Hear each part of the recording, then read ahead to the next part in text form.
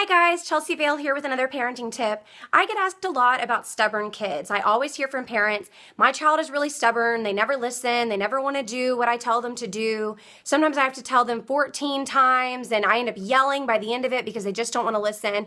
What I always say to parents is that kids are seeking control in their world. They get told what to do all day long and eventually they're just tired of hearing it and they just put their heels down and say, no, I'm not going to listen, I'm not going to do what you tell me to do. It's actually not a bad thing because as they get older, being stubborn means that they stick to their guns, they're free-willed, they have an opinion, they're confident, and they know what they want. So some of those things are not things that we want to parent out, but it is frustrating, especially when your child throws a tantrum when you're telling them what to do.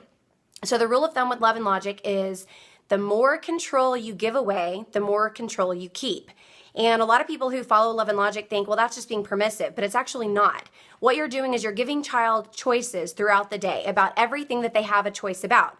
For example, it's snack time. Would you like goldfish or graham crackers? Or would you like to eat your supper at the table or in your high chair?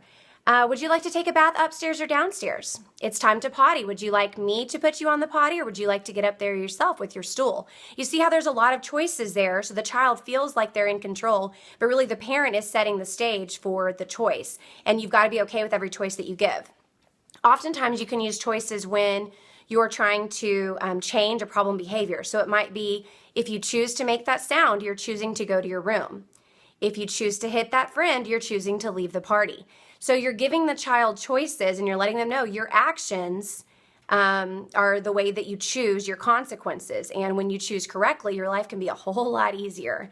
But I always encourage parents to give choices 99% of the time when things are going well, and then use those behavior modification choices when things are going rough. And when children feel like they have a choice throughout the day, chances are they're probably not going to put their heels down and fight you on all the other things because they feel like they've been controlling their day and they feel like they've been making the choices